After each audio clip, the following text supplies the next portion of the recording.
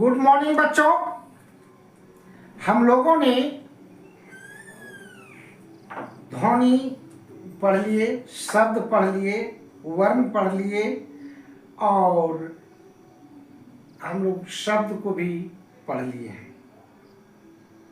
अब हम लोग वाक्य पढ़ेंगे जो कि बहुत ही जरूरी है, जो हम आए दिन प्रतिदिन 24 घंटा प्रयोग करते हैं। तो सबसे पहले ये जानेंगे कि वाक्य हम किसे कहते हैं। अंग्रेजी में इसको कहते हैं सेंटेंस। वाक्य को अंग्रेजी में क्या कहते हैं? सेंटेंस। तो सबसे पहले वाक्य क्या है? What is the sentence? तो इसका अर्थ आंसर होगा बच्चों, शब्दों के सार्थक मेल को, शब्दों के सार्थक मेल को वाक्य कहते हैं। जैसे कोई भी चीज, जैसे राम पढ़ता है, वे लोग खेलते हैं, ये सार्थक वाक्य है बच्चों। वे लोग क्या करते हैं? तो खेलते हैं, हम लोग को पता चल जाता है। लेकिन कुछ ऐसे सेंटेंस है जिसमें शब्दों का मेल अगर सही नहीं रहा तो उसको हम वाक्य नहीं कहते हैं। तो अब चलते हैं, वाक्य कितने प्रकार के होते हैं? How many types of a sentence, यानी वाक्यों के कितने प्रकार होते हैं, कितने अंग होते हैं। तो सबसे पहले बच्चों, प्रकार जानने के पहले सबसे पहले हम वाक्य के अंग के बारे में जानेंगे कि वाक्य के कितने अंग होते हैं। वाक्य जैसे राम पढ़ता है, तो उसको भी दो भागों में बांटा गया है, यानी दो इसका अंग होता है वाक्य का। किसी भी वाक्य का दो अंग होता है। एक होता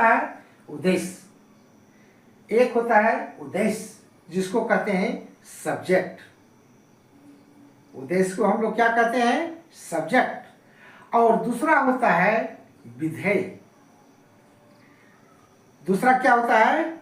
विधेय, जिसको हम लोग प्रीडिकेट कहते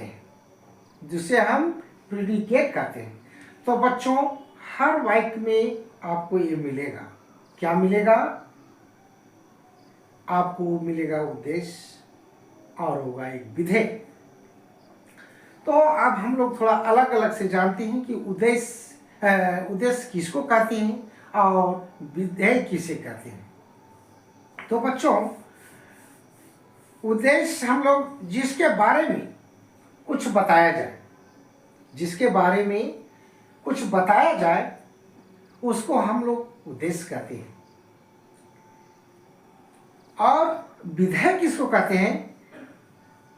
वाक्य में उद्देश्य के बारे में जो कुछ बोला जाए, कहा जाए, उद्देश्य के बारे में कुछ बोला जाए या कहा जाए, उसी को हम लोग कहेंगे, क्या कहेंगे? विधेय। तो अब हम लोग उसको बढ़िया से समझेंगे वाक्य में कि कैसे कैसे हमारा विधेय होता है, उद्देश्य होता है। तो देखो बच्चों, जैसे राम किताब पढ़ता है, तो राम जो है आपका उद्देश्य हो गया, कर्ता हो गया, सब्जेक्ट हो गया। राम क्या हो गया? उद्देश्य, सब्जेक्ट, जो कुछ करने वाला है, जो करता है।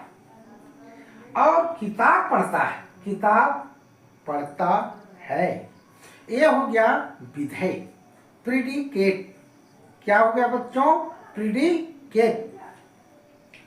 तो इस तरह से बहुत हम वाक्य ले सकते हैं। जैसे बच्चों, जो मेहनत करता है, देखिए कभी कभी आपको ये पता नहीं चलेगा, कहीं राम सीता हम लोग वे लोग ही नहीं रहते हैं। जो काम करता है वही सफल होता है, चाहे जो पढ़ता है वही सफल होता है। तो जो मेहनत करता है वह सफल होता है। तो ये जो हुआ, जो मेहनत करता है तो एक व्यक्ति ही होगा, कोई तो करने वाला ही होगा जिसके बारे में कहा जा रहा है। तो ये हमारा हो गया उद्देश्य, वह सफल होता है, वह सफल होता है। तो सफल होता है, ये हो गया विधेय। तो बच्चों, आपको प्रत्येक वाक्य में इस तरह से मिलेगा उद्देश्य और विधेय। अब हम लोग बच्चों चलते हैं वाक्य के प्रकार। तो वाक्य के प्रकार बहुत तरह से हम लोग जानेंगे कि वाक्य किस तरह के किस तरह का वाक्य हमारे सामने आए दिन आता है। तो उसको समझने के लिए सबसे पहले बच्चों अर्थ के अनुसार वाक्य कितने भागों में बांटा गया है, अर्थ के अनुसार वाक्य को कितने भागों में बांटा गया है ये जानेंगे। तो बच्चों वाक्य को 8 भागों में, कितने भागों में? वाक्य को 8 भागों में बांटा गया है। तो सबसे पहले चलते बच्चों, पहला नंबर वो है विधानवाचक, जिसको हम लोग अंग्रेजी में कहते हैं असर्टिव सेंटेंस। विधानवाचक, जिसको हम लोग अंग्रेजी में कहते हैं असर्टिव सेंटेंस, असर्टिव सेंटेंस। तो बच्चों आखिर में है क्या? जिन वाक्यों में क्रिया करने या होने का सूचना मिले, जैसे कोई वाक्य होता है, उसमें कोई काम होता है या करने का जो सूचना मिलता है, उसको हम लोग क्या कहते हैं? विधानवाचक। जैसे फिर वही बात, राम किताब पढ़ता है, राम किताब पढ़ता है, ये हमारा हो गया, क्या हो गया? विधानवाचक, असर्टिव सेंटेंस। इस तरह से बहुत से वाक्य हम लोग बना सकते हैं। सीता मैदान में खेलती है, हम लोग विद्यालय में पढ़ते हैं या हम लोग विद्यालय में पढ़ रहे हैं, वे लोग खेल चुके हैं, तुम हंस चुके हो, वे लोग हंसते रहेंगे। इस तरह का वाक्य जो आएगा बच्चों, तो इसको हम लोग कहेंगे विधानवाचक, असर्टिव सेंटेंस। तो बच्चों अब हम लोग चलते हैं निषेधवाचक। निषेधवाचक भी बच्चों अंग्रेजी में भी है, हिंदी में भी है। निषेधवाचक का मतलब निषेधवाचक वाक्य, तो इसको कहते हैं नेगेटिव सेंटेंस। क्या कहते हैं बच्चों? Negative sentence. तो नेगेटिव सेंटेंस तो आप सभी को जान रहे हैं। इसमें है कि इसमें कार्य न होने का भाव प्रकट होता है, यानी काम नहीं होता है। जैसे राम हम लोग लिखे थे, राम पढ़ता है, तो वहीं लगा देंगे राम नहीं पढ़ता है, तो काम होने का कोई यहाँ अर्थ तो नहीं निकला, राम नहीं पढ़ता है। जैसे राम नहीं पढ़ता है, तो नहीं जब पढ़ता है तो उस काम तो हुआ नहीं, तो वही है क्रिया न होने का बोध होता है। और इसी तरह से वे लोग विद्यालय नहीं जाते हैं, हमारे शिक्षक प्रतिदिन विद्यालय नहीं आते हैं, श्याम रोज खेत में नहीं जाता है। जहाँ नहीं आ गया, जहाँ नहीं आया, तो उसको हम लोग कहेंगे निषेधवाचक वाक्य, यानी नेगेटिव सेंटेंस। अब बच्चों तीसरा चलते हैं आज्ञावाचक। आज्ञावाचक सेंटेंस के बारे में आप लोग जानते होंगे। आज्ञा, जिसको अंग्रेजी में हम लोग कहते हैं इंपरेटिव सेंटेंस। अंग्रेजी में क्या कहते हैं? आज्ञावाचक वाक्य को इंपेरेटिव सेंटेंस, जिसमें आज्ञा दिया जाता है, जिसमें हम प्रार्थना भी करते हैं कि प्लीज आइए, तो ये सब है आज्ञावाचक। तो अब है कि आज्ञावाचक, जिससे एक गिलास पानी ले आओ, आज्ञा दिए। और इसमें बड़ों का सम्मान भी किया जाता है। जैसे बड़ों का सम्मान करो, किसी जैसे हम लोग बोलते हैं, शिक्षक लोग बोलते हैं बच्चों को पढ़ाने के लिए, पढ़ाने के क्रम में कि बच्चों बड़ों का आज्ञा मानो, बड़ों का सम्मान करो, माता पिता की बात को मानो। तो ये सब जो हुआ हमारा, इसमें आ गया आज्ञावाचक। तो हम लोग समझ गए बच्चों, आज्ञावाचक अंग्रेजी में इंपरेटिव सेंटेंस, अंग्रेजी में इंपरेटिव सेंटेंस। अब हम लोग चलते हैं बच्चों प्रश्नवाचक। प्रश्नवाचक भी तो बहुत, हम लोग प्रश्नवाचक अंग्रेजी में क्या कहेंगे, इंट्रोगेटिव सेंटेंस, प्रश्नवाचक वाक्य यानी इंट्रोगेटिव सेंटेंस। तो बच्चों इंट्रोगेटिव सेंटेंस के बारे में ज़्यादा हमको बोलने की आवश्यकता नहीं है। जहाँ प्रश्न का चिन्ह लगा हो जिस वाक्य में, सोचिए प्रश्नवाचक है, तो आखिर में कैसे हम पहचानेंगे, कैसे हम देंगे प्रश्नवाचक चिन्ह। हम अगर वाक्य बना रहे हैं तो क्या तुम पढ़ते हो, क्या वे लोग मैदान में खेल रहे हैं, तो ये सब प्रश्न पूछा जाता है। क्या मैं खा सकता हूं, यानी पूछना है, तो उसमें प्रश्नवाचक चिन्ह लगा हुआ रहता है बच्चों। तो इसी को कहते हैं प्रश्नवाचक वाक्य, जहां प्रश्न पूछा जाता है। अब आते हैं बच्चों इच्छा बोधक। इच्छा, जो मन में हमारा इच्छा होता है, तो इलेटिव सेंटेंस, इसको कहते हैं इलेटिव सेंटेंस, इच्छा बोधक वाक्य। इसमें बच्चों बहुत से है, जैसे आशीष देना है और शुभकामना देना है आदि बातों में हम जैसे वाक्यों को हम लोग क्या कहेंगे, इच्छा बोधक। क्या कहेंगे, इच्छा बोधक। तो इच्छा बोधक के बारे में जैसे इसको हम लोग इच्छा बोधक को ऑप्टेटिव सेंटेंस तो नहीं कह सकते हैं बच्चों। तो इच्छा बोधक को हम लोग कैसे कहेंगे, भगवान आपका कल्याण करे, ईश्वर आपको लंबी आयु दे। ये सब जैसे बड़ों को हम लोग प्रणाम करते हैं। देखो बच्चों, बड़ों को प्रणाम करने से हम लोग को आशीर्वाद मिलता है। ऐसी बात नहीं, यार वो खाली नहीं जाता। बड़ों को सम्मान करने से, जैसे हम लोग कहते हैं प्रणाम सर, प्रणाम माता जी, प्रणाम पिताजी, तो ये सब जो हम लोग करते हैं, तो तब उसमें जो हमारा इच्छा होता है, बड़ों का जो इच्छा होता है, बुजुर्गों का इच्छा होता है, शिक्षकों का इच्छा जो होता है, वो सब हमारा मुंह से निकलता है कि तुम्हारा कल्याण हो, तुम्हारा जीवन, तुम लंबी जीवन जियो। तो ये सब जो है इच्छा बोधक दिल से निकलता है, मन से निकलता है। तो इस सब को कहते हैं बच्चों इच्छा बोधक। अब हम लोग चाहते हैं बच्चों संदेहवाचक वाक्य।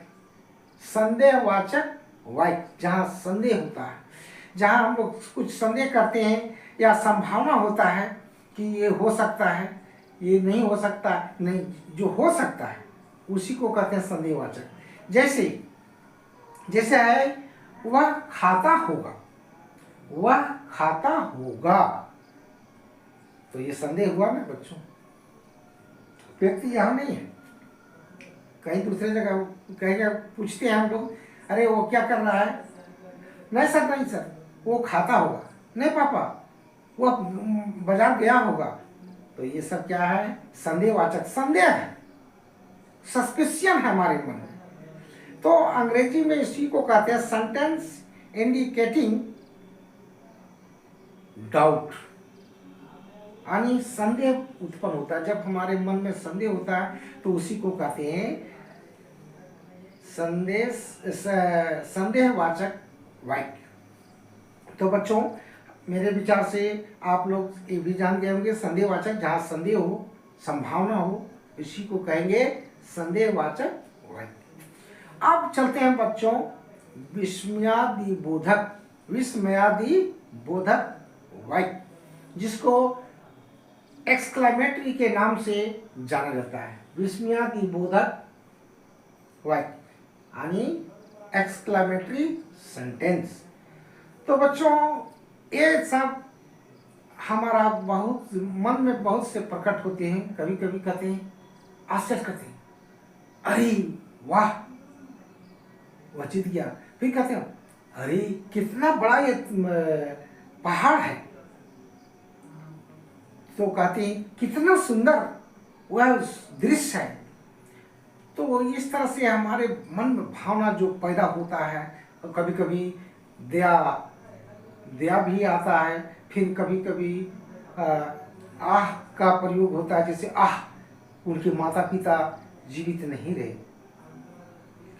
तो ऐसा जो भावना पैदा होता है बच्चों, तो ये विस्मय करने के लिए, आश्चर्य करने के लिए भी, विस्मय करने के लिए, यानी दुख खुशी सारे चीज हम प्रकट कर सकते हैं इस वाक्य में। तो इसी को कहते हैं विस्मयादि बोधक, जिसमें दुख सुख और क्या कहते हैं बहुत आश्चर्य, ये सब भावना जब हो तो इसको हम लोग कहेंगे विस्मयादि बोधक वाक्य। तो अब हम लोग चलते हैं बच्चों लास्ट में संकेत वाचक वाक्य। संकेत वाचक वाक्य, कंडीशनल सेंटेंस, कंडीशनल सेंटेंस, संकेत वाचक वाक्य, कंडीशनल सेंटेंस। तो बच्चों कभी कभी हमारे सामने ऐसा भी आता है कि हम कोई शब्द बोलते हैं, कुछ वाक्य, तो होता क्या है, माने एक क्रिया है, तो उस क्रिया का फल, चाहे एक क्रिया का फल दूसरे क्रिया पर निर्भर करता है।